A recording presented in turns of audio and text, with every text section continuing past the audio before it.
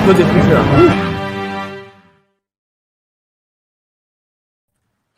Salut à toutes et à tous. Dimanche soir, exceptionnel live avec Maître Divisio qui revient chez Gérard Info. Je vais vous dire très sincèrement, les chers amis, je pense que c'est le live le plus important que je n'ai jamais fait parce que là, on va parler de choses qui vous concernent tous, qui nous concernent tous. C'est une question de liberté, parce qu'on nous prive de liberté avec ce pass de la honte. Bonsoir, cher maître Divisio. Je vous remercie d'avoir choisi Gérard Info et aussi Planète 360 et Maille Essentielle pour faire ces déclarations qui, je le dis, sont historiques. Voilà, c'est historique ce que vous allez dire. D'abord, première question, cher maître. Comment allez-vous? Je sais que vous étiez à Rome, que là vous êtes tout le temps sur le pont. Vous y mettez votre santé, vous y mettez aussi peut-être aussi votre vie de famille. Comment allez-vous, cher maître?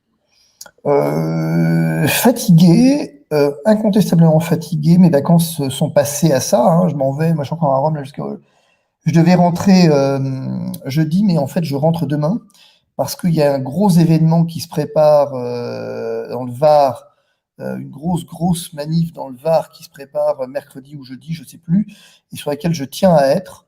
Je tiens effectivement aussi à assurer des permanences dans le Var, puisqu'en fait à partir de maintenant, je vais me déplacer un peu partout en France pour aller à la rencontre des gens et leur dire des choses que je peux pas dire en live en fait. Des solutions pour contourner, effectivement, avec un petit peu répondre à leurs questions, parce que je reçois 150, 200 mails par jour de situations absolument complètement folles. En fait, on se rend pas compte que ce pass sanitaire, cette obligation vaccinale, elle a pris tout le monde de court, elle avait une violence absolument extravagante et qui met les gens dans des situations. Je vous donne un exemple. Nous, on a, je ne sais pas si on a sauvé, le mot c'est un peu fort, mais on a eu 5 ou 6 personnes qui menaçaient réellement de se suicider, vraiment où ça allait pas, qu'on a mis en relation ici avec un psychologue qu'on connaît, là avec des médecins qui ont été absolument exceptionnels qu'on connaît. Il y a eu tout un accompagnement qui s'est fait. Voilà, on passe nos journées à ça, quoi. À côté de ça, on a rédigé 47 pages de contributions dans le Conseil constitutionnel qui se balance à la poubelle. On a décortiqué, on a attendu le décret qui est sorti ce matin à 7h30. Je pense que j'ai été un des premiers à le voir. On l'a analysé toute la journée. On va continuer demain. Enfin, c'est un travail monstrueux, quand même. Mais justement, quand vous recevez des lettres de gens qui veulent se suicider, enfin, c'est pas rien. Et qu'est-ce que ça vous fait? Moi, je veux dire, c'est terrible. Vous devez avoir des Bah, pincements au cœur.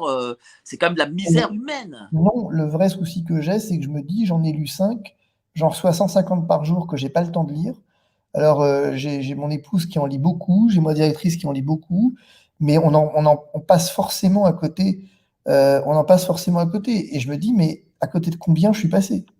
Et si vous voulez, ce qu'il faut pas perdre de vue, c'est que euh, il y a une forme d'indifférence là-dedans. Personne, a priori, on pourrait se dire, mais au fond, pourquoi? Qu'est-ce qu'on s'emmerde? Ça n'est qu'un pass sanitaire, ça n'est qu'un test PCR dans le nez. Vous voulez pas vous faire vacciner, vous ne faites pas vacciner. Je veux dire, c'est pas grave, quelque part. Ouais, mais pour accepter ça, pour arriver à ça, d'abord, il faut accepter l'idée que donc, je vais devoir quand même me faire tester, que je suis accusé potentiellement de transmettre le virus, là où effectivement les autres non. Bon. Ensuite, il y a toute l'ambiance qui va autour. Je veux dire, on ne peut pas semer le vent sans s'étonner de récolter la tempête au bout d'un moment. Ce qu'a fait le président de la République, c'est d'une extrême violence. En fait, ce que font les médias depuis un moment, en venant traiter d'assassins quasiment les non-vaccinés, en venant effectivement dire que les manifs sont un danger pour la République, comme disait Pelou, et contraire à la science, qu'il suffit de vous faire vacciner, l'injection magique, les gens n'y arrivent plus. Ce que je veux dire, c'est que on n'imagine pas combien les gens ont des situations de vie difficiles. Je vous donne un exemple. Quand effectivement il arrive ce qui devait arriver à propos des gamins, ou déjà dans les divorces qui sont conflictuels, maintenant vous avez un enjeu supplémentaire qui est la vaccination, où l'un des parents dit bah moi je vais me faire vacciner. Tu veux pas? C'est d'accord, bah super. J'en ai même là qui m'ont écrit en disant mon mari dit que si je renonce pas à la prestation compensatoire, eh bien il fera vacciner le gamin. On en est là, quoi. On a réussi à faire ça. On met le germe de la division au sein même des familles. Bien sûr, bien sûr, bien sûr.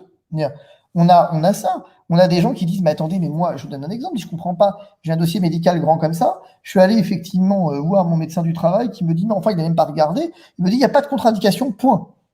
Et je dis, non, c'est pas comme ça que ça se passe. Mon gamin, enfin, des informations complètement contradictoires qui sortent à gauche et à droite. Et si vous voulez, il y a une ambiance de violence, en fait.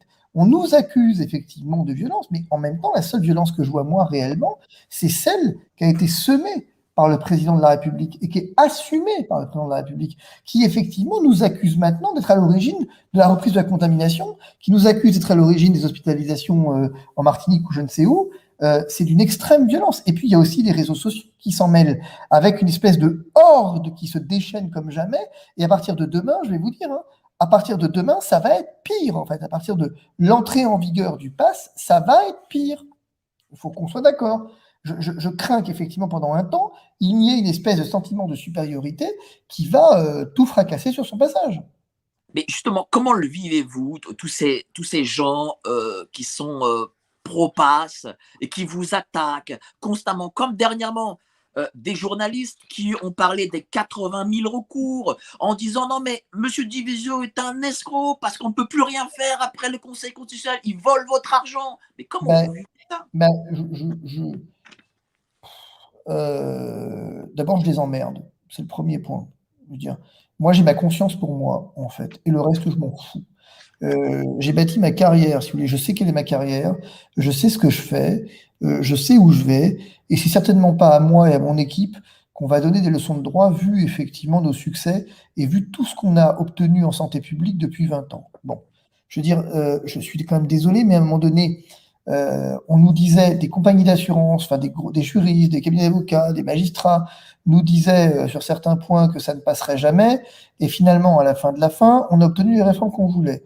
La Cour de justice de la République, l'année dernière, tout ce qu'on a entendu, je vous signale quand même que dans une revue juridique assez prestigieuse, un confrère, effectivement, est venu faire un article de 2 pages pour dire que je racontais n'importe quoi et qu'on se demandait comment j'avais pu avoir mon diplôme, puisque les motifs que j'invoquais pour poursuivre les ministres étaient totalement bidons et ne savaient qu'à me faire de la pub. Bon, c'est dommage parce que 3 semaines plus tard, une instruction était ouverte.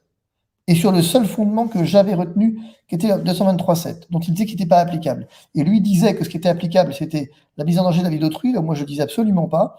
Et finalement, les mises en danger de la vie d'autrui ont été écartées par la Cour de justice. Donc, si vous voulez, à un moment, moi, j'ai autre chose à faire. Jean-Michel Apathy, sur Twitter, je ne sais pas ce qui lui prend, je ne le connais pas, ce garçon.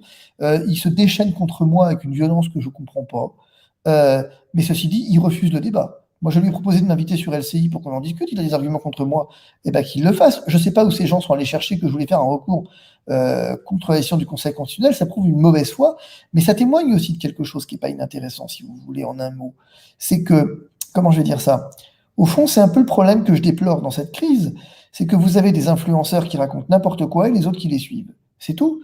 Et que la place du débat, moi j'ai de violence à l'égard de personne, moi je suis l'homme du débat, et encore une fois, je veux dire, c'est ce que je dis, le pass sanitaire, c'est une connerie, mais la démocratie, elle est faite de conneries.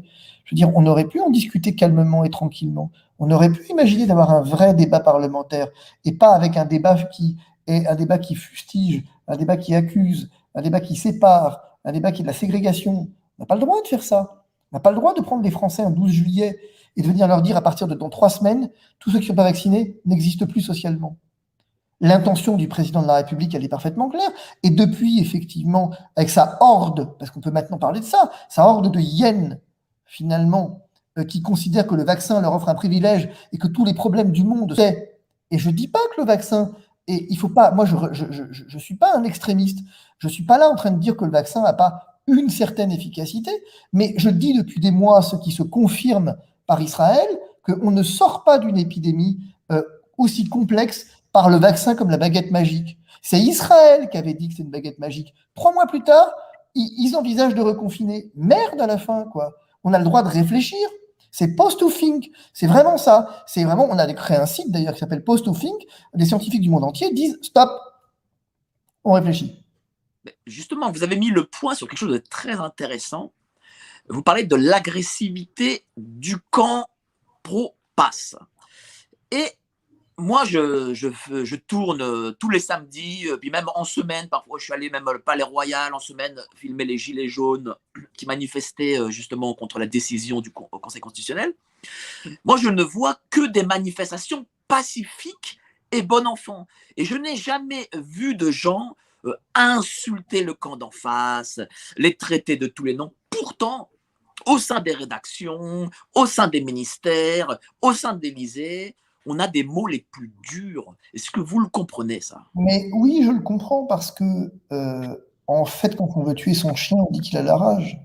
Qu'est-ce que vous voulez faire aujourd'hui? Je reprends la manif, moi je connais pas toutes les manifs, mais je connais celle de Florian Philippot. Ça fait combien de mois qu'il organise effectivement des manifs? Il s'est jamais rien passé. Jamais. Jamais. Donc, à un moment, on peut raisonnablement se demander où on va chercher les reproches. Je trouve ça extraordinaire que Éric Nolot, par exemple, vienne fustiger l'antisémitisme de quelques manifestants avec des pancartes qui parlaient de Rothschild, en oubliant singulièrement qu'il a quand même effectivement écrit un bouquin avec Soral, et que de l'autre, pour le coup, Roselyne Bachelot elle-même parlait d'un ministre de l'économie qui vient de chez Rothschild. Qu'est-ce que ça veut dire? Si vous voulez, tout ça, en fait, ce qu'il faut bien faire comprendre, c'est que si nous n'existions pas, en fait, si nous n'avions réellement aucun pouvoir, on ne s'intéresserait pas à nous comme ça.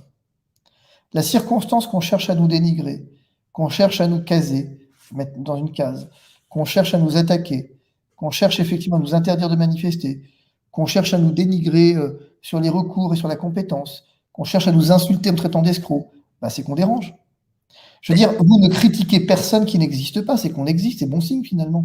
Est-ce qu'on peut raisonnablement dire qu'on n'existe pas vu le nombre de personnes à des manifs en plein mois d'août? Et moi, ça ne m'intéresse pas, en fait, leur connerie. Je veux dire, j'ai vraiment autre chose à foutre que répondre à des Jean-Michel Apathy, répondre aux pom-pom girls, ce que j'appelle le syndrome de pom-pom girl. J'ai autre chose à faire. Et que donc, on est en train de, finalement, faire du commercial, du marketing. Et ça marche parce que vous avez quelques médecins, un peu influenceurs, un peu abrutis, un peu effectivement, je le redis, c'est le syndrome pom-pom girl. Vous avez la pom-pom girl, vous avez la blonde du lycée qui effectivement s'excite et donc ils veulent faire partie de la troupe de la blonde et donc ça marche. Mais justement, vous parlez d'influenceurs. Est-ce que le président de la République n'est pas lui-même devenu une sorte d'influenceur lorsqu'on le voit comme ça sur TikTok parler en t-shirt? C'est ce que j'ai dit sur Sud Radio autrefois et j'en enlève rien. Nous avons affaire à un président de la République qui en fait, sont attirés par la lumière, sauf qu'ils devraient faire gaffe parce que de temps en temps, les moustiques qui sont attirés par la lumière finissent complètement explosés sur le pare-brise. Alors, en préparant l'interview, j'ai reçu une dépêche qui va sûrement vous intéresser. Le ministre du Travail, Madame Borne, a annoncé qu'un salarié suspendu car n'ayant pas de passe sanitaire n'a plus le droit aux allocations chômage. Alors, est-ce que c'est légal? Non, mais alors, là, on a un problème. Je ne comprends pas cette sortie. Qu'est-ce qu'il y a de nouveau là-dedans? Pardon, mais les suspensions du contrat de travail, elles n'ont jamais engendré des indemnités chômage, sauf dans certains cas très particuliers. Mais d'une façon générale, ce qui vient générer l'indemnité chômage, c'est la rupture du contrat de travail, sauf encore une fois, quelques cas très spécifiques. Non, la vraie question, elle n'est pas là. La vraie question, elle n'est pas celle-là. La vraie question, c'est quel va être le motif de licenciement? C'est une question intéressante. Et d'ailleurs, vous verrez quand on parlera du décret, de la loi, que finalement, en fait, il y a quand même beaucoup de bruit. Si vous voulez, pour faire simple, ce qui se passe, moi j'ai vu le décret ce matin, on l'a étudié aujourd'hui, il faut que je le revoie demain à tête reposée pour certains points, mais on s'aperçoit de quoi? C'est qu'en fait, on va reculer. Le gouvernement va reculer. On voit bien qu'il a le cul entre deux chaises, quoi. On voit bien qu'effectivement, bon, il y a Macron qui a joué un peu son petit côté chef des armées, vas-y, je te balance un truc, je fous un truc à tout le monde, ça a marché. Les gens sont allés se faire vacciner, un petit peu comme des imbéciles, mais c'est pas grave. Mais à la fin de la fin, quand on regarde le texte, bon, c'est un peu chiant encore, c'est vrai. Il y a quelques trucs qui sont un peu touchy. L'obligation vaccinale des soignants, c'est un peu compliqué, il faut y réfléchir un peu encore. Mais on a un peu de temps, là, pour le coup. On a un peu de temps. Il existe effectivement des solutions alternatives.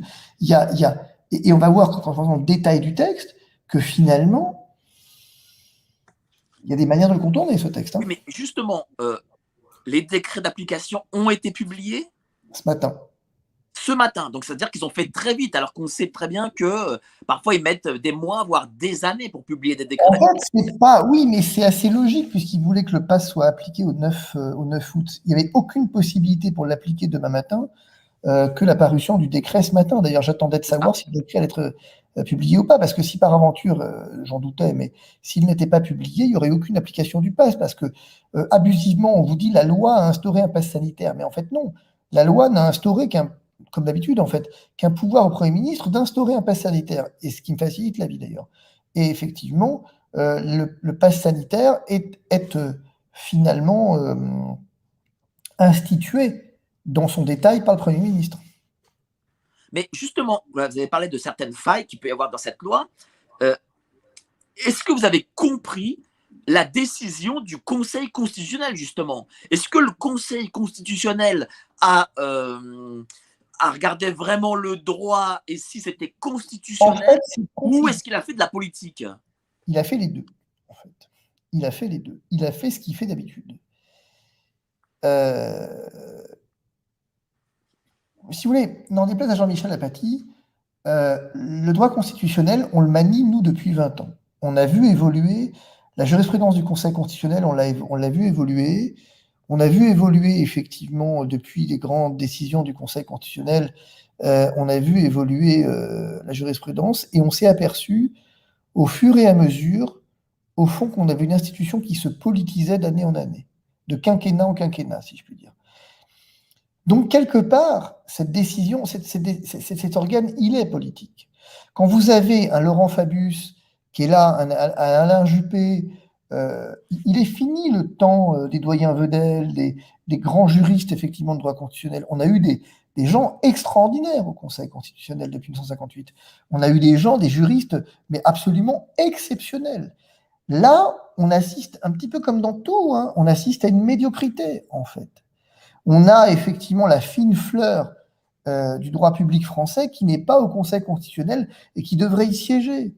On a effectivement, ça fait longtemps qu'on devrait avoir des Delvolvé, des Godmet, des qui vous voulez, effectivement, qui siègent au Conseil constitutionnel, des vrais publicistes, des gens qui théorisent, effectivement, avoir des assesseurs comme Nicolas Herviot, des gens comme ça, mais en fait, on a une institution qui s'est politisée parce que c'est le rendez-vous des copains, quoi. Il faut faire simple. Alors, d'une part. D'autre part, ce qui est quand même d'un vrai problème avec le Conseil constitutionnel, c'est que ces décisions sont de plus en plus mal rédigées, en fait. Moi, je ne suis pas surpris par la décision. Elle est juste une décision qui a manqué de courage, en fait. Là, il aurait fallu taper un gros coup, un gros coup de pied dans la fourmilière en disant « Wait, on va rééquilibrer un peu les choses ».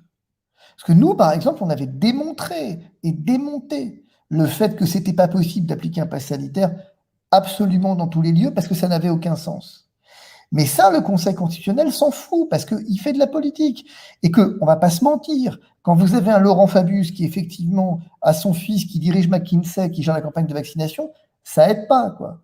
Je suis pas en train de dire que le Conseil, que Laurent Fabius a statut en faveur de son fils, ça, je laisse ça aux no fake made et je laisse ça effectivement à mes adversaires qui comprennent rien à la subtilité du droit public français. Je dis que c'est forcément un conflit d'intérêts presque interne, quoi. Et qu'en tout cas, c'est ce que les juristes appellent l'apparence du conflit d'intérêts. Mais est-ce que du coup, d'après vous, ce pass sanitaire est constitutionnel? D'après moi, on s'en fout. Le Conseil constitue a dit oui, donc il a dit oui, il a dit oui. Il est constitutionnel. Mais c'est pas parce qu'il est constitutionnel qu'il est légal. Je veux dire, c'est ça que je comprends pas d'ailleurs. J'ai pas pigé ces gens qui viennent m'attaquer en disant mais c'est quoi ce mec qui fait un recours dans le Conseil d'État contre la décision du Conseil constitutionnel? Mais vous êtes complètement con ou quoi? J'ai jamais dit ça. C'est quoi ce mec qui fait un recours dans le Conseil d'État contre la loi? J'ai jamais dit ça non plus. Tu peux pas faire un recours. Enfin, tu pourrais, mais c'est beaucoup plus compliqué. C'est pas ici, ce serait pas possible. Non, j'attendais les décrets et je vais attaquer les décrets devant le Conseil d'État. Ouais, mais le Conseil constitue, il a statué. Oui, mais le Conseil d'État, il juge pas de la même chose. Le Conseil d'État, il juge. Oui, mais eux disent ça parce qu'ils veulent ils veulent, vous décrédibiliser, et deuxième chose, ils veulent instituer dans la tête des gens que c'est fini, qu'on ne peut plus rien faire, qu'il n'y a plus d'action. Peut-être qu'ils veulent faire ça pour qu'il n'y ait plus personne dans la rue aussi. Je vais vous dire un truc. Encore une fois, hein, j'invite tous ces gens à venir passer une semaine chez moi et à venir regarder mes dossiers depuis 20 ans. Ils verront comment on bosse et qui on est. D'ailleurs, ça me fait marrer parce que certains de mes détracteurs, je les ai eus comme clients et c'est moi qui les ai virés. Donc, c'est qu'ils ne se trouvaient pas si mal chez moi. Sinon, ils seraient partis tout seuls. Mais le fait est que moi, si vous voulez, vous prenez un exemple. La publicité des médecins. En 2017, je suis allé devant le Conseil d'État qui m'a envoyé chier, qui m'a dit non, non, non, non, non, non, non, non. Et tout le monde m'a dit, je vous l'avais dit, je vous l'avais dit, je vous l'avais dit, vous êtes nuls, vous êtes nuls, vous êtes nuls. Non, j'ai raison, j'ai raison, j'ai raison. J'y suis retourné. Je suis allé devant la Commission européenne. La Commission européenne m'a donné raison par un avis. J'ai profité, je suis passé effectivement par un autre biais. J'ai posé une question préjudicielle à la Cour de justice de l'Union européenne qui m'a donné raison. Et finalement, est paru un rapport du Conseil d'État en 2020 qui dit « Ah ouais, la publicité des médecins est contraire aux droits de l'Union européenne » et on a gagné. L'épilation laser, ça paraît tout con, l'épilation laser, sous de ma gueule quand je parle d'épilation laser. Vous imaginez pas les problèmes que ça pose, l'épilation laser en santé publique. Mais bon, la bande de cons là, qui me dénigrent là-dessus, ils sont complètement cons. Ça pose des problèmes monstrueux. Le fait est que il y avait un monopole des médecins et moi je considérais que ce monopole était contraire aux droits communautaires. Tout le monde m'a donné tort. Finalement, j'ai gagné. Ce que je veux dire, c'est qu'on ne m'apprendra pas mon métier. On peut me prendre en défaut sur plein de choses, mais pas sur mon métier. Alors, je vais poser une question d'un internaute, Jonathan Sturel, qui est l'auteur d'un excellentissime livre sur la crise sanitaire. Il pose la question, je me demande s'il existe une cour de justice qui peut contredire le Conseil constitutionnel. Hiérarchiquement, j'imagine que le tribunal administratif n'a pas cette capacité. Il pose la question. Non, mais en fait, il faut pas se foutre Martel en tête avec ces conneries. Vous avez deux problèmes. Vous avez la Constitution française, qui est finalement la norme suprême sur le plan national. C'est pas parce qu'une loi est conforme à la Constitution qu'elle est conforme, par exemple, aux traités internationaux ratifiés par la France. Mais le Conseil constitutionnel, contrairement à ce que pense Jean-Michel Apathy, qui n'a toujours pas compris ce point, et les journalistes qui n'ont toujours pas compris ça, le Conseil constitutionnel ne peut pas connaître de la violation des traités internationaux parce qu'il considère, à tort ou à raison, c'est très débattu en droit, mais il considère que la Constitution, en fait, que les traités internationaux n'ont pas de valeur supérieure à la Constitution. Ils ont une valeur supérieure à la loi. Par exemple, le droit communautaire, le droit issu du traité communautaire, des traités communautaires, n'est pas supérieur à la Constitution. Il est supérieur à la loi en vertu de l'article 55 de la Constitution. Donc, si j'estime demain matin que mon passe sanitaire viole l'article 56 du traité de l'Union européenne sur la liberté d'installation, par exemple, liberté de circulation des biens et des marchandises, si j'estime que, enfin des biens et des personnes, si j'estime effectivement qu'il viole l'article 8 de la Convention européenne des droits de l'homme, eh bien, je ne vais pas aller poser cette question-là au Conseil constitutionnel. Parce que le Conseil constitutionnel va me dire, chérie, moi, ce n'est pas mon problème. Et ce n'est pas parce que le Conseil constitutionnel dit que c'est conforme à la Constitution que, par exemple, la Cour européenne des droits de l'homme dirait que c'est conforme à la Convention européenne des droits de l'homme, que le Conseil d'État vous dirait que c'est conforme à la Cour européenne des droits de l'homme, la Convention des droits de l'homme. Mais là où nous avons un problème, qui est incontestable, et je vous donne un exemple. La détention, c'est très clair comme exemple. Dans la crise sanitaire, nous avons effectivement maintenu en tôle des présumés innocents, c'est-à-dire des gens qui n'étaient pas encore jugés. Le Conseil constitutionnel a dit « ouais, circuler, il n'y a rien à voir ». Le Conseil d'État a dit « ouais, circuler, il n'y a rien à voir ». C'est arrivé dans la Cour de cassation par un autre biais. La Cour de cassation a dit « mais vous rigolez ou quoi les mecs là? Vous vous foutez de moi là ?» Bien sûr que non. Vous voyez ce que je veux dire? Ce que je veux dire, c'est qu'au fond, tout ça, c'est de la cuisine. Et le problème qui se pose, c'est qu'en fait, tout le monde s'est focalisé sur le Conseil constitutionnel, à mon avis, à tort. Ensuite, effectivement, la seule décision que le Conseil constitutionnel intelligent ait prise, c'est la loi Avia, de casser la loi Avia, mais parce qu'en fait, il y avait les GAFAM derrière. C'est tout. Mais à côté de ça, le Conseil d'État, on va voir ce qu'il dit. Mais ceci dit, il ne faut pas rêver non plus. Hein.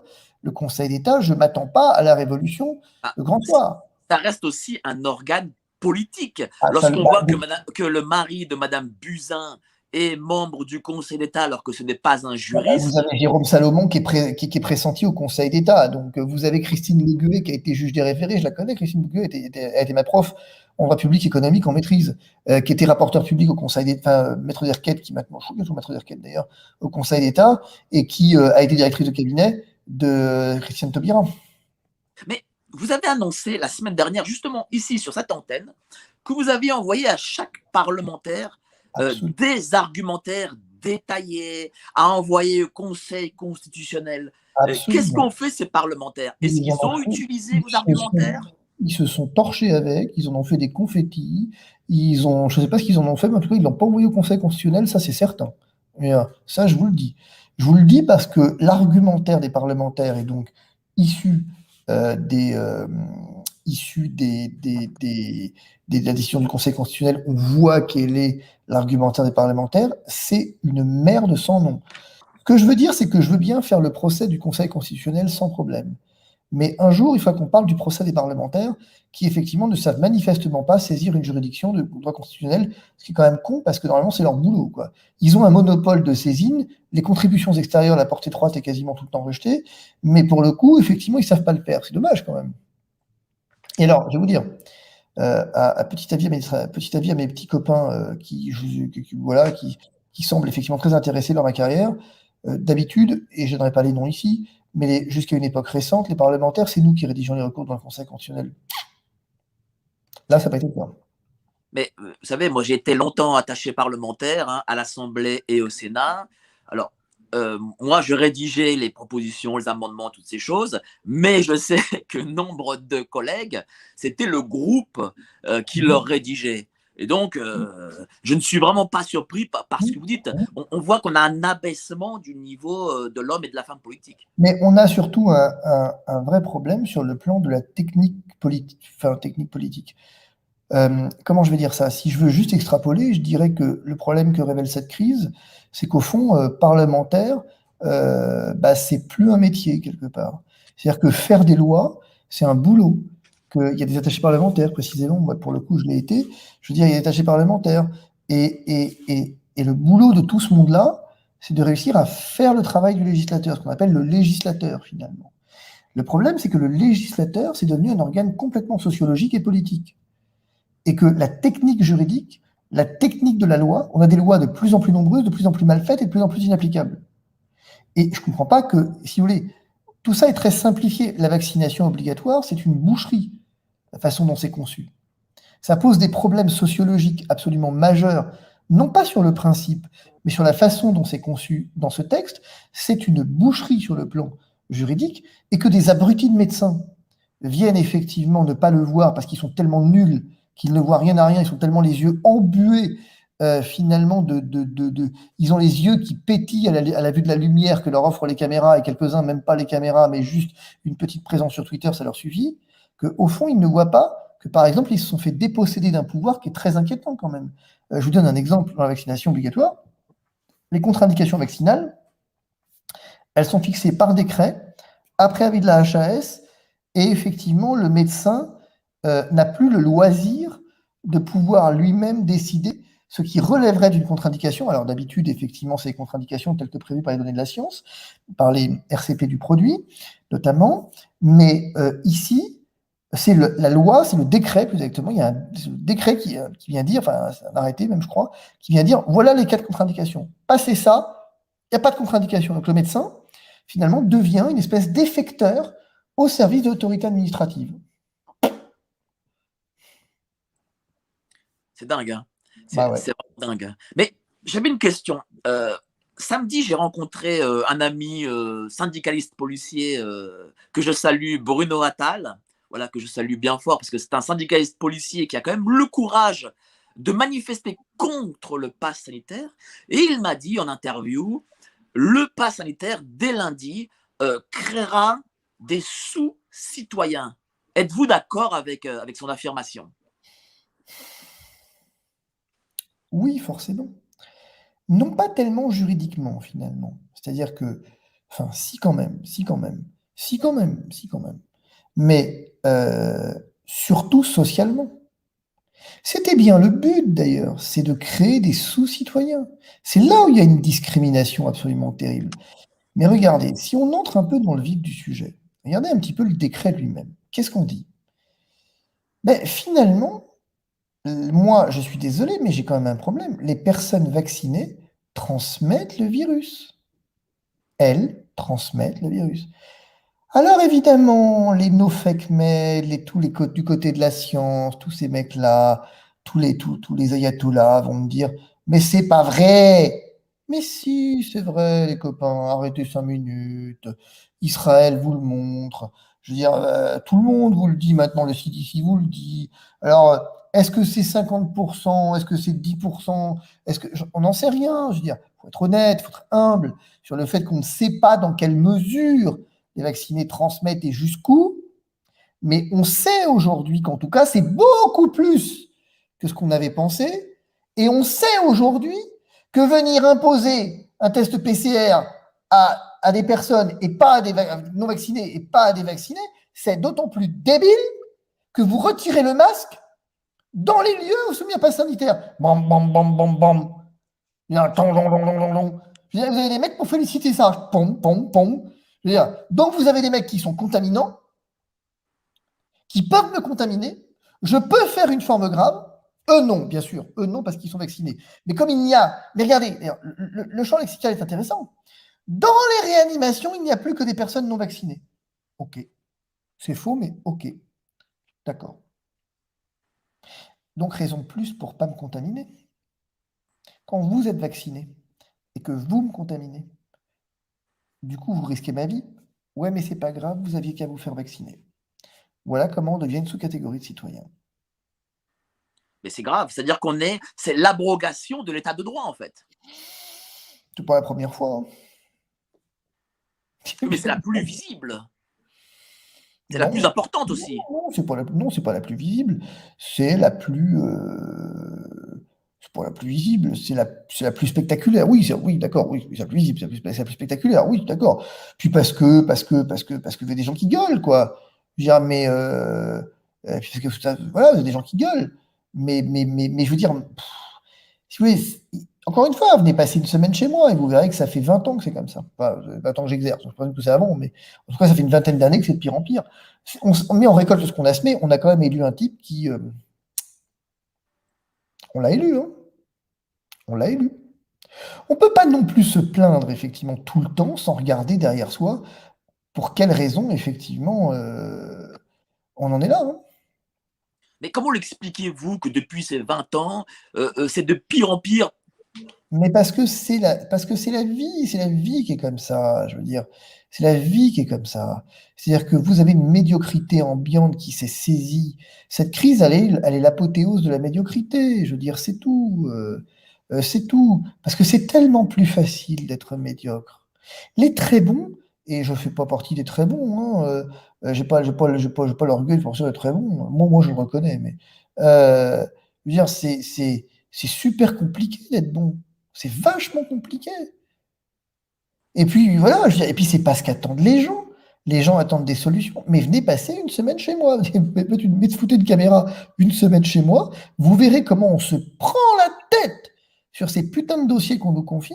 Mais à la fin de la fin, c'est pas. Mais à la fin de la fin, le client, lui, ce qui l'intéresse, c'est pas comment on en est arrivé là. C'est effectivement le résultat qui, pour lui, est forcément simple. Si vous voulez, c'est ça le problème. C'est la raison pour laquelle je quitterai cette profession d'ailleurs à un moment, parce que moi, ce que j'aime faire, c'est de l'excellence. Et qu'aujourd'hui, je pense que c'est pas ce que la société, c'est pas ce que veut la société. Il faut être aussi humble. Je pense que les Français, le monde, veut plus d'excellence. Ce qu'il veut, c'est des solutions rapides, toutes faites, une injection par-ci pour aller en vacances, un petit vaccin, un petit masque. Et Pensez justement, vous avez raison. Justement, vous avez raison, parce que nombre de personnes qui vont prendre ce vaccin ne vous disent pas j'ai peur de la maladie ou j'ai peur de contaminer, mais vous disent écoutez, moi je veux retrouver ma vie d'avant, je veux retourner en terrasse, je veux voyager. oui, C'est plus l'excellence. oui, mais si vous voulez, le problème, c'est qu'effectivement, le bon sens, d'ailleurs, c'est très amusant ce que disent les médias, parce qu'ils disent finalement les manifestants, les anti-pass sont des gens des classes populaires. Ouais, ouais, c'est probablement vrai.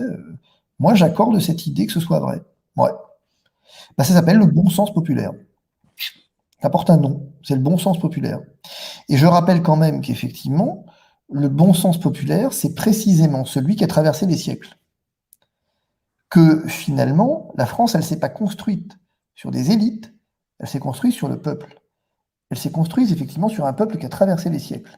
Ça ne veut pas dire qu'effectivement, le peuple, c'est juste des gens qui travaillent la terre ou qui effectivement ont des métiers manuels. Je considère faire partie du peuple, mais avec un sentiment effectivement d'appartenance populaire. Je ne me distingue pas, en fait, de la population à laquelle j'appartiens, de la nation à laquelle j'appartiens, et c'est ce qui pose un problème aujourd'hui. C'est que quand vous avez les vaccinés et les non-vaccinés, cette discrimination, cette distinction, elle est débile. Parce que finalement, c'est quoi un vacciné? Je veux dire, pourquoi moi, personne me demande si je suis vacciné contre tout un tas de pathologies? Pourquoi la grippe qui fait des morts chez les enfants n'intéresse pas ces braves messieurs? Et pourquoi c'est le Covid qui les intéresse? Mais parce que la grippe, tout le monde s'en tape. Alors que fondamentalement, c'est faux de dire que la grippe est bénigne, que c'est pas grave. C'est juste qu'on s'est habitué au nombre de morts. C'est tout. Mais c'est un phénomène de mode. Et quand je regarde le décret dans son application, dans son détail, personne n'y croit à ce pass sanitaire, et encore moins le gouvernement. Justement, par exemple, en parlant avec Bruno Attal, qui est policier, il explique qu'il fait le tour un peu des commissariats de France, et ses collègues lui dit à 90%, mais disons la moitié de ses collègues lui disent nous ne voulons pas aller dans les salles de sport, dans les cinémas, contrôler ce pass. C'est pas notre job. Et d'un côté, il a raison. Il y a une question qu'il faut poser. Quand est-ce qu'on enverra des policiers dans les hôpitaux pour aller vérifier si les gens ont des passes sanitaires? Ça, c'est la vraie question. Parce que je vous garantis que ça va arriver. Vous pensez que les policiers vont aller dans les hôpitaux? Je veux dire, en toute logique. Hein. Dans les chambres, dans les salles Je ne sais rien. Dans la chambre, peut-être pas. Mais dans les salles de consultation pour vérifier, enfin dans les couloirs de consultation pour vérifier s'il y a un pass sanitaire. Justement, on a appris que l'hôpital de Nancy a embauché 65 vigiles. On a appris aussi que contrôler ce pass sanitaire à l'hôpital coûtera 60 millions d'euros par mois à l'hôpital. Mais vous vous rendez compte, cher ami, que vous avez des médecins pour défendre ce pass sanitaire à l'hôpital? Vous avez des médecins qui viennent. Enfin, ils disent oui, c'est. Bon, Zakharine Lacombe, il faut lui reconnaître ça, dit oui, c'est pas très bien, c'est vrai. Non, mais c'est un scandale sans nom. On crève à l'hôpital parce qu'on n'a pas assez de personnel. On crève à l'hôpital parce qu'effectivement, on a un personnel qui est très mal payé, qu'effectivement, on ne peut plus. Ça fait des années qu'on décime l'hôpital. Et là, qu'est-ce qu'on fait? On trouve du budget, comme ça, de l'argent magique pour venir contrôler des putains de passes sanitaires. Mais rien que ça, il faudrait foutre le feu, quoi. Je veux dire, rien que pour ça, il faudrait foutre le feu. Rien que pour le respect qu'on doit aux infirmiers, aux aides-soignants, aux médecins, aux agents de services hospitaliers, rien qu'au respect qu'on doit à ces gens qu'on a laissés crever sans masque, aujourd'hui, on veut les forcer à se vacciner, on les paye que dalle. Vous avez quelques abrutis sur Twitter qui vont par ailleurs, qui sont des influenceurs de médecins et qui vont faire des lives avec Olivier Véran pour se féliciter en levant les mains en louange à M. Véran sur le Ségur de la santé, qui est une fumisterie sans nom. C'est un scandale, c'est un scandale, c'est un scandale. On devrait tous, on devrait être 10 millions dans les rues. C'est là, on voit bien qu'il y a une supercherie quand même. On voit bien que depuis des années, on se fout de notre gueule. On voit bien qu'effectivement, l'argent, il existe. On voit bien qu'il est là, l'argent, que c'est juste un problème de volonté. Mais justement, regardez, il y a un an, on applaudissait ces infirmières, ces infirmiers, et aujourd'hui, s'ils n'ont pas ce pass sanitaire, ils seront mis à pied dès le 15 septembre. Vous avez vu quand même ce changement de paradigme. Oui. Oui, mais ça, c'est normal. Moi, j'ai toujours dit que les applaudissements, c'était de la merde. Parce qu'effectivement, à la première occasion, on leur tirerait dans le dos. Alors ça, il faut reprendre tout ce que j'ai dit depuis un an. Hein. Je dirais, je les connais, je bosse avec eux depuis 20 ans. Moi, je fais que ça, donc je les connais. Hein. Leur souffrance, j'ai pas attendu quelques abrutis de syndicalistes pour effectivement les accompagner. Parce que concrètement, les syndicalistes, qu'est-ce qu'ils ont fait dans cette crise? On peut se demander quand même ce qu'ils ont fait pour certains. Hein. Je veux dire, bon, alors on va pas. Mais voilà, je veux dire, concrètement, entre ceux qui veulent sortir la boîte à baf, ceux qui traitent d'ignares, les infirmiers et ceux qui disent que les Martiniquais, finalement, c'est parce qu'ils se saoulent la gueule toute la journée, qu'ils ont par ailleurs des. Illettrés. Que ce sont des illettrés, cool les mecs. Mais justement, qu'est-ce qui leur arrivera à ces infirmiers, ces infirmières après leur mise à pied? Est-ce qu'ils seront en effet licenciés? Est-ce que c'est ce que Oui. dit la loi? Oui. Oui. Ils seront licenciés. Ils seront, en fait, ils seront mis à pied. Et puis, en fait, il y a l'absence de vaccination lorsqu'elle est obligatoire conduit effectivement à une interdiction, dit le texte, à une interdiction de l'exercice de l'activité professionnelle. Mais si on licencie 10, 15 000 infirmiers ou peut-être plus, comment l'hôpital public fera? Est-ce qu'il importera de l'étranger des infirmiers? Non, ça c'est pas possible, parce que moi, les médecins étrangers, je les connais bien, et vu combien. Et ils sont soumis à l'obligation vaccinale aussi, d'ailleurs, mais bon. Et puis ça suffira pas, et puis de toute façon, vous avez un racisme ambiant qui existe à l'hôpital, qui fait que les médecins diplômés étrangers, on n'en veut pas, hein, parce qu'ils piquent la place des petits Français, au sens où effectivement, les petits Français, ils passent le concours PCEM1 et ils se font jarter les fils des chefs de service et des grands professeurs, et vous avez un bougnoul qui vient et qui finalement prend la place du petit gamin qui était promis à une grande carrière mais qui s'est vautré comme un âne, et ça plaît pas. Hein. Donc vous inquiétez pas, on n'ira pas chercher les médecins à diplôme étranger. Si au moins ça servait à ça, ce serait pas si mal. Mais le fait est que si au moins on leur donnait un peu de respect, ce serait pas si mal. Je les connais bien, hein, les médecins diplômés étrangers, ça fait 20 ans que je les défends, donc je les connais bien. Mais pour le coup, si vous voulez ce qui se passera ce qui passera là, rien, on fermera les hôpitaux. C'est quoi le problème? On fermera les hôpitaux, on fermera des lits, quoi. Bien sûr. C'est quand même.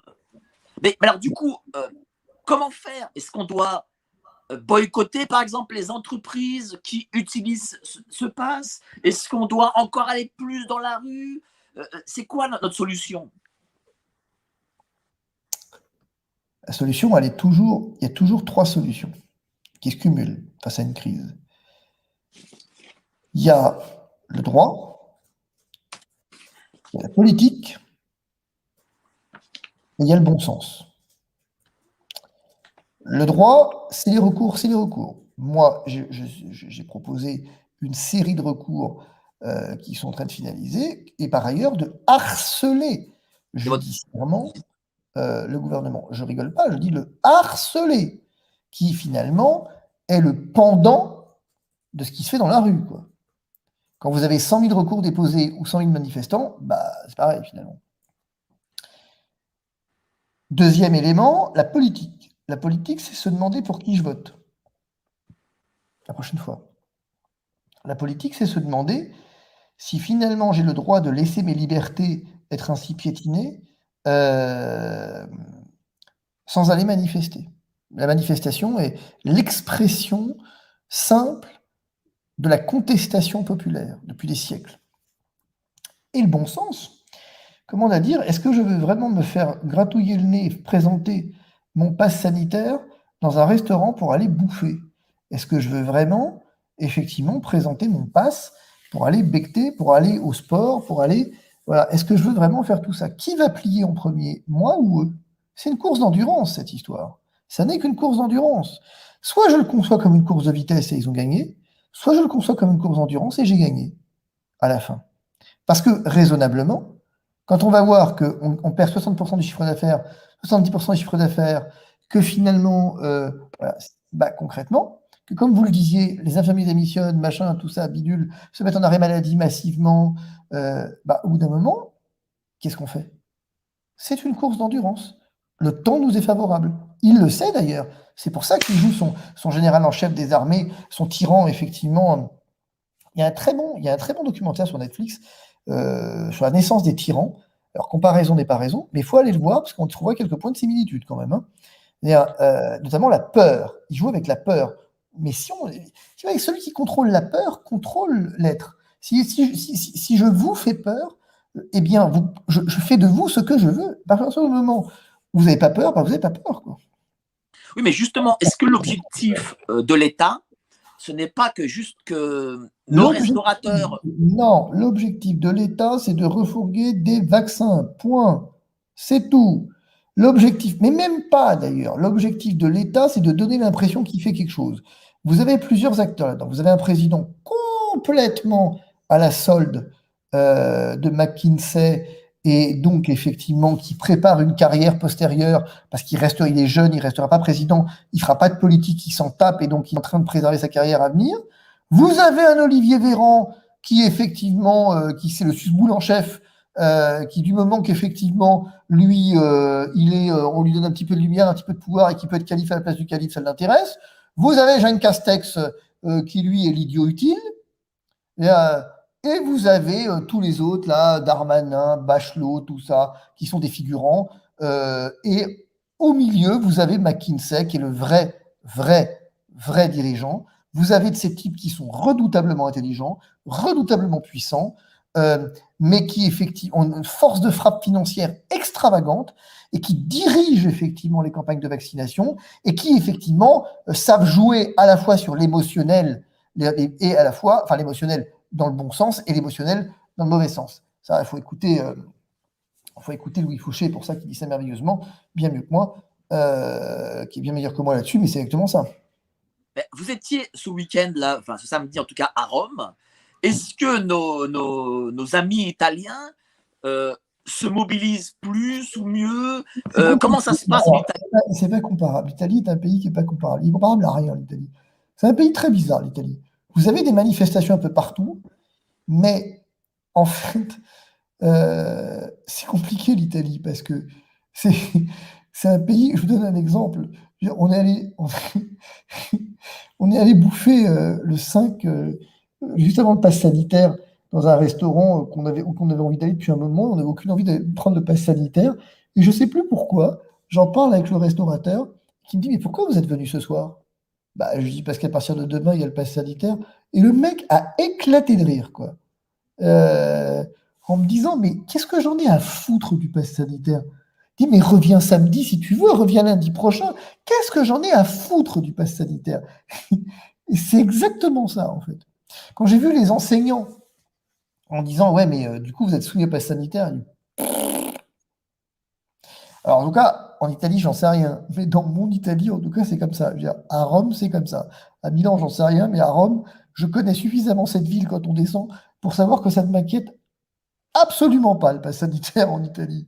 Oui, mais parce que les Italiens ont moins de rapport avec l'État que non les Français. Parce que l'État en France a toujours été très présent, omnipotent, on va dire. Non, mais les Italiens vous disent: quand tu as un problème, demande à l'État, tu en auras deux après. Comme ça. Non, mais je vous raconte une anecdote qui est tout à fait illustrative de ça. Quand j'habitais ici, enfin pas ici d'ailleurs, mais j'habitais 3 ans ici et 2 ans à 150 km de Rome au sud, donc vraiment en descendant, à 60 km de Naples. On avait effectivement notre pizzaiolo, on habitait juste au-dessus. Un jour, enfin, j'étais en France, puis je reviens, et le type s'est littéralement agrandi sur le trottoir. Putain, il a doublé de volume, quoi. Je suis allé le voir, je dis: putain, mais en France, tu peux pas avoir une autorisation comme ça d'occupation du domaine public aussi large, avec en plus une tente, machin, en dur. Il dit: mais j'ai rien demandé, moi. Mais je dis: t'as rien demandé.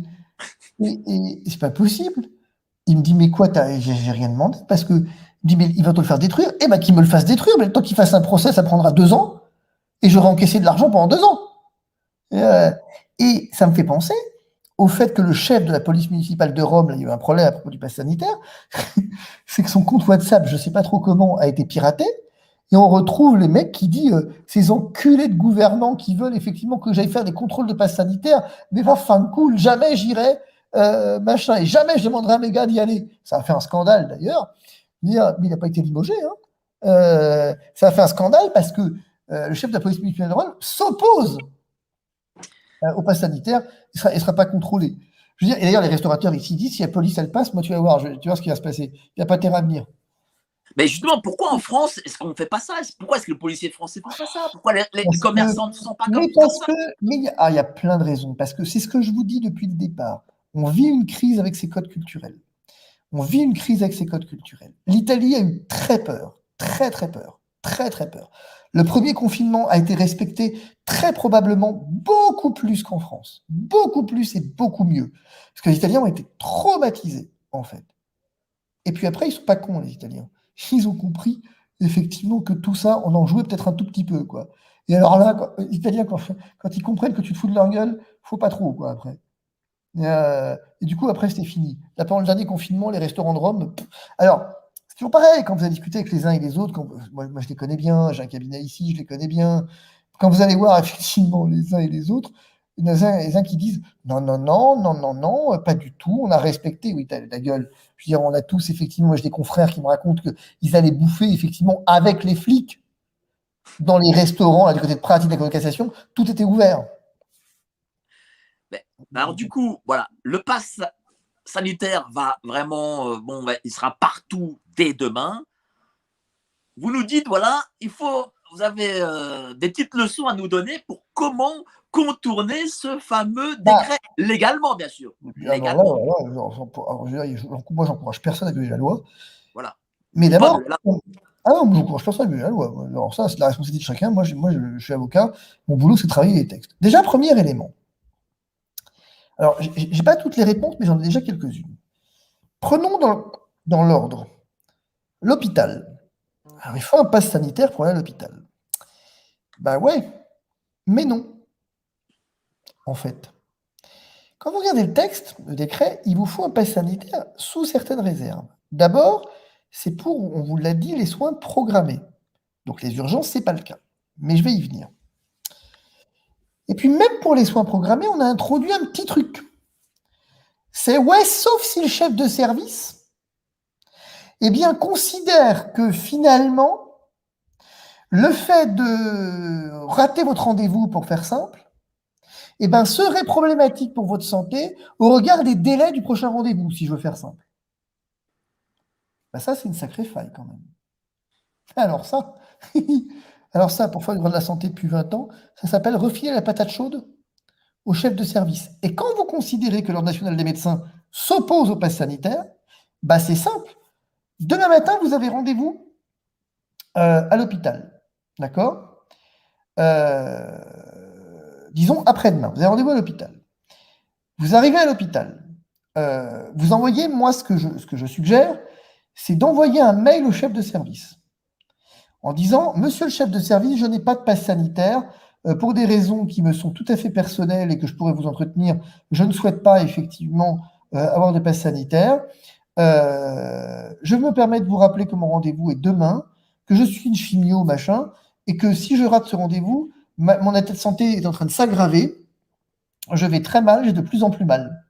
Merci de me confirmer que je pourrai accéder. » Il vous dira non? S'il dit non, il prend la responsabilité d'un défaut d'accès aux soins. Puisqu'effectivement, ensuite, vous le poursuivez.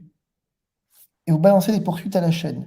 Je vous garantis qu'au premier mail, un peu bien senti, et je vous mettrai des modèles de mail, mais je veux dire, un peu bien construit, un peu bien senti, moi, je vais faire passer des notes, effectivement, au syndicat en disant, si vous jouez à ça, si vous jouez à jouer le jeu du gouvernement, alors que le texte vous refile la patate chaude maintenant, il vous la refile. Il vous dit, ouais, sauf si le chef de service, il veut pas. S'il dit que c'est pas la peine, il dit que c'est pas la peine, mais c'est sous sa responsabilité. Ça me dit le texte quand même.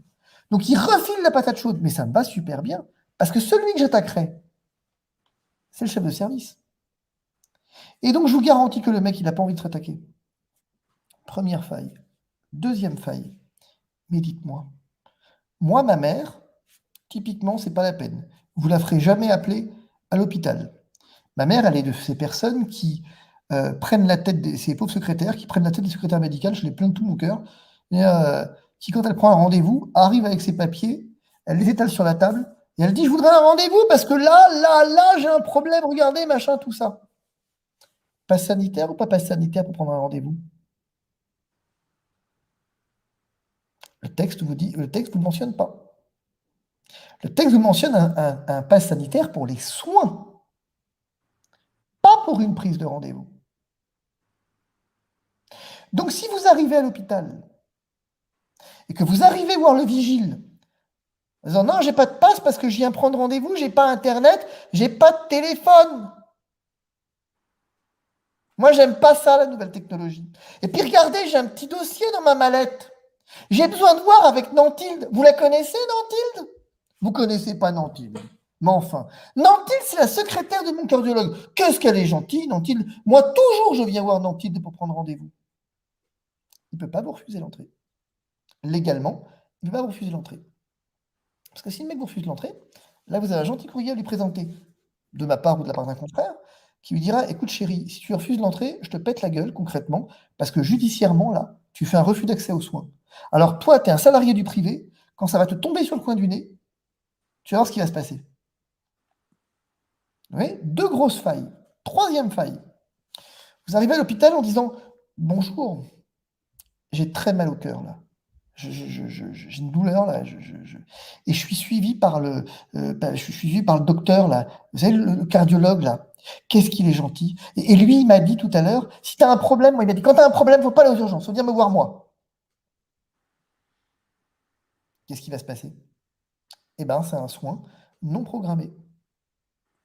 On a confondu la notion d'urgence et de soins non programmés. Là, vous voyez, en 3 temps, on a 3 failles en 2 minutes 30. Votre passe sanitaire à l'hôpital, poubelle. Si vous êtes malin, poubelle votre passe sanitaire à l'hôpital. Et par exemple, en EHPAD, parce que on a vu une vidéo qui a fait le tour du net d'une dame qui n'a pas pu voir sa mère en EHPAD. En EHPAD, c'est plus compliqué. Je veux dire, j'ai pas encore toutes les réponses. Il est ce matin, le décret. Je veux dire, il y a peut-être des endroits où il n'y a pas de faille. Hein. Après, peut-être. Hein. Mais je ne sais pas, il faudrait que je reprenne le décret pour les EHPAD. Ça, je vous le redirai parce qu'il faudrait que je le reprenne. Mais par exemple, les restaurateurs, enfin, de manière générale, les réunions. Moi, je vais créer un parti politique. J'ai créé un parti politique. Pas du tout pour faire de la politique, mais pour rentrer dans les restaurants. Parce que si je crée un parti politique, les meetings politiques ne sont pas soumis à passe sanitaire. Les activités politiques ne sont pas soumises à passe sanitaire. Donc, si je vais voir un restaurateur et je lui dis, chérie, regarde, moi je suis membre du parti de je t'emmerde, voilà, et j'emmerde le passe sanitaire, réserve-moi ça. Une table là, on est 5 là, tu me réserves une table pour mon petit meeting? Qu'est-ce qu'il va faire? Il va vous dire non? Qu'il essaye de vous dire non. Parce que là, il porte atteinte à une activité effectivement politique. Le Conseil constitutionnel l'a clairement dit sur ce point le 31 mai. Et le décret ne prévoit rien à ce sujet. La loi est muette à ce sujet. Et donc, est activité politique ce que je décide qu'est activité politique. Florian Philippot organise un grand meeting politique, la université d'été. Ok, ça y est. On va dire, il y a 1000 personnes, mais si j'en ai 10, si je veux tenir mon meeting sur une table de 5, ça marche? Qui dit que ça ne marche pas? De la même façon, imaginons que je privatise un cinéma. Donc voilà, la séance de 10 heures, là, tout à l'heure, en fait, vous faites des centrales de réservation, mais ça, vous verrez que je vais les mettre en place, moi. Vous faites des centrales de réservation, et tous les copains, on se réserve tous une séance à 10 heures au cinéma, en arrivant avec notre carte du parti. Et on aura privatisé le cinéma avant. Ben, ça marche. Donc, il y a énormément de failles dans cette loi, en réalité. Ah bah, il y a des failles, absolument. La contre-indication vaccinale. Alors, tout ça, tout un bordel. Alors, l'obligation vaccinale, c'est un petit peu plus compliqué. Il faut que j'y travaille un peu, parce que c'est compliqué. C'est plus compliqué, l'obligation vaccinale. Mais la contre-indication vaccinale. La contre-indication. Alors, effectivement, est-ce que je peux présenter un document qui me dit... Typiquement, j'ai une de mes amies, de très bonnes amies, dont le père est médecin, qui vient de lui faire un certificat de contre-indication, dont je ne sais même pas si c'est vrai ou pas d'ailleurs, contre-indication vaccinale. Elle le présente pour entrer au club de foot. Enfin, pour son gamin, je veux dire. Elle le présente effectivement pour entrer au club de foot de son gamin. On sait qu'ils vont dire non? Qu'ils essayent de dire non. Ils vont dire oui, mais il y a un décret qui prévoit le machin. Non, non, moi j'ai un certificat de contre-indication, point. Le certificat de contre-indication sans aucun motif suffit effectivement à écarter le pass sanitaire. Donc ça fait. Mais justement, vous communiquerez sur ces failles bientôt, je pense. Comment vous communiquerez? Ce sera sur je communiquerai dans le détail, effectivement, si vous voulez. D'abord, je communiquerai en mettant à disposition des courriers types. Je communiquerai effectivement une fois que j'aurai étudié, ce sera plus facile mardi, une fois que j'aurai étudié le décret complètement. Mais déjà, vous voyez que là, on vient de régler le problème de l'hôpital. Ouais, C'est énorme. clairement, clairement. C'est énorme. Enfin, pardon, mais c'est énorme l'hôpital, quoi, déjà. Oui, Je veux surtout que dire, c'est. Oui, oui, c'est énorme, c'est énorme. Et c'était quand même une sacrée injustice parce que les gens ah ne bah peuvent c'est pas clair. comprendre qu'on Ah ne bah, c'est puisse pas clair. rentrer à l'hôpital, Dire, on a voir un réglé le parent. problème. Alors, le restaurant, voilà, c'est marrant de le faire, mais l'hôpital, c'était colossal de dire ça. Alors, du coup, vous voyez bien que là, en une matinée, on a réglé le problème de l'hôpital. Mais justement, j'ai l'impression que ça n'a pas choqué énormément dans l'opinion, ces mesures sur l'hôpital. Mais rien ne choque dans l'opinion, et on s'en fout, en fait, ce qui choque ou pas. Je m'en tape de l'opinion, mais je m'en tamponne les cacahuètes.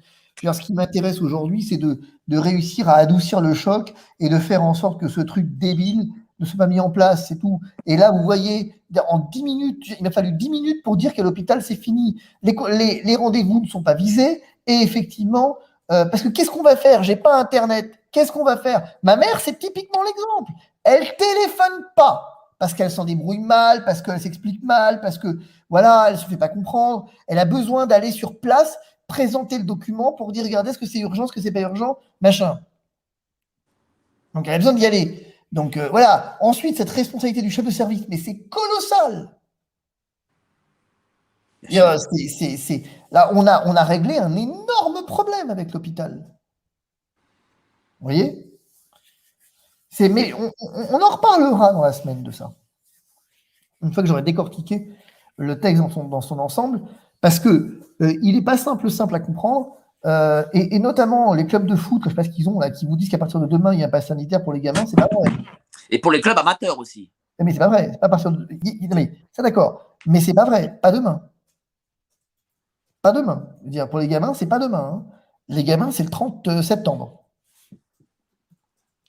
Donc on va se calmer. Hein. Voilà. Et ceux qui l'exigeraient entre les deux commettraient une faute pénale. Mais là-dessus, on se reverra. Et est-ce que vous travaillez actuellement peut-être avec d'autres cabinets d'avocats? Est-ce que vous avez un pool d'avocats qui regardaient Non, non, non, non, non, non, décortiquer la loi? bah, vous savez, en fait, non. Non, parce que nous, on est 10 chez moi, plus un petit peu plus qu'on est 10 en interne et on est 2 en externe, non, 3 en externe. J'ai un agrégé, un thésard, je sais plus qui, j'oublie son nom, qui est en troisième. Donc, on est 13 quand même, quoi. C'est déjà une grosse équipe. Oui, c'est une grosse team pour le coup. Beaucoup de cabinets n'ont pas autant d'avocats que vous. Parce qu'en Non, plus, vous non, êtes non. un des rares spécialisés dans le domaine de la santé. Ce n'est pas quelque Bah, chose qui est bah, très alors, populaire dans le domaine du droit public de la santé en dans le plus. public de la santé. Droit santé publique et public de la santé, qui sont là. Si vous voulez, moi, ils peuvent me cracher dessus tout ce qu'ils veulent, mais mon boulot, je le connais, quoi. J'en ai fait la démonstration, je le connais.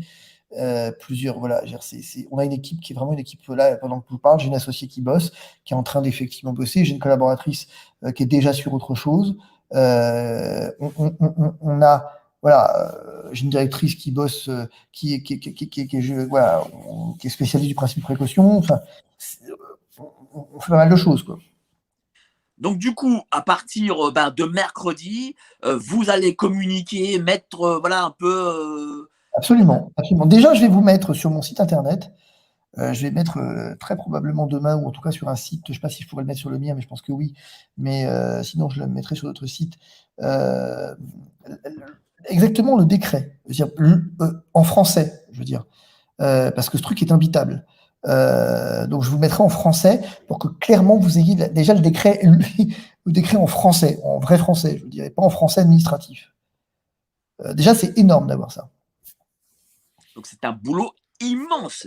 C'est un boulot d'être jour et nuit, en fait, entre les manifs, entre ce boulot-là. Oui, Mais vous dormez jamais.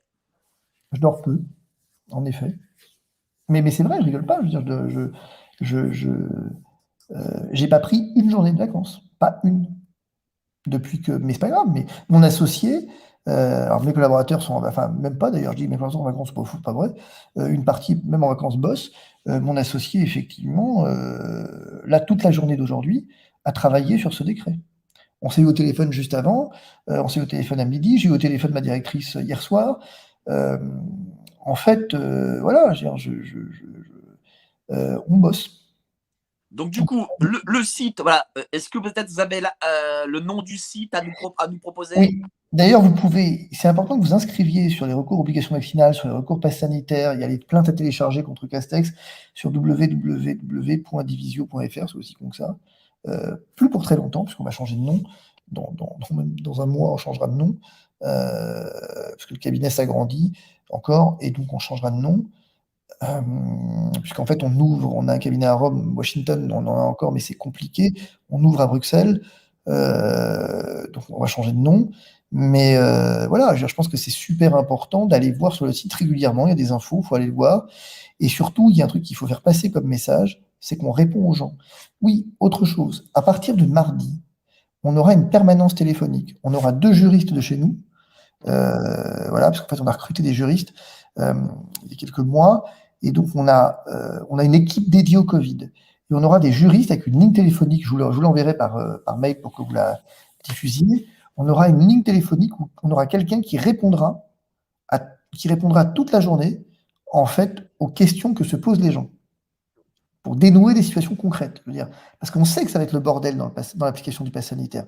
Et donc, on aura 2 juristes en full-time qui répondront aux questions et qui aideront à résoudre les problèmes. Et qui le feront en plus gratuitement. Ah oui, absolument, absolument. Donc voilà, donc à tous ces médias qui disent oui, Maître Divisio, il prend de l'argent. Non, ça, c'est gratuit, c'est quand même pas rien.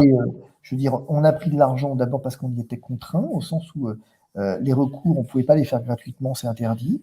Et ensuite, effectivement, c'est cet argent qui permet aussi on n'a pas gagné des millions, et ensuite qui permet de réinvestir dans ça. Je veux dire, typiquement, on dédie 2 collaborateurs, on dédie une ligne téléphonique, on va venir voir les gens. Il faut se rendre compte qu'à partir de mercredi, là, je vais dans le Var, et effectivement, je vais m'arrêter une journée avant, et que je vais passer ça comme annonce d'ailleurs dès demain, où je vais aller rencontrer les gens. C'est-à-dire que les gens vont venir, je vais tenir une permanence, et une permanence juridique, et les gens vont venir, et je vais répondre à leurs questions, régler leurs problèmes, et on va faire ça. Il y a les 10 avocats qu'on aime, et 2 juristes qui vont effectivement tourner en France toute l'année pour répondre concrètement aux questions des gens. Donc à un moment donné, bon. Oui, c'est un coût, et c'est normal. C'est un coût. Moi, si vous voulez, le mot d'ordre dans cette crise, il est simple. Hein. J'accepte de ne pas gagner d'argent, mais je ne veux pas en perdre. C'est tout à fait justifié parce que le trésor public, lui, il voudra récupérer son argent. Et puis parce que j'ai un cabinet à faire tourner. Alors j'ai du bol, hein, parce que j'ai un cabinet qui tourne parfaitement, qui a toujours tourné parfaitement. On n'a jamais eu de problème dans ce cabinet, mais on a une notoriété qui est la nôtre. Mais cela étant, faut faire gaffe à ne pas se mettre en péril, ça aiderait personne. Clairement. Est-ce que vous serez là samedi prochain sur Paris pour la manifestation? Oui, je serai rentré. Elle sera où déjà cette manifestation? Bon. Vous savez pas? On le saura. On le saura. En fait, je n'organise rien. Je participe, mais je n'organise rien. C'est vrai. Voilà. En tout cas, je vous remercie beaucoup, cher Maître Divisio. Voilà, vous, les gens, vous étiez 10 800 entre YouTube, Facebook et Twitter. C'est énorme, 10 800.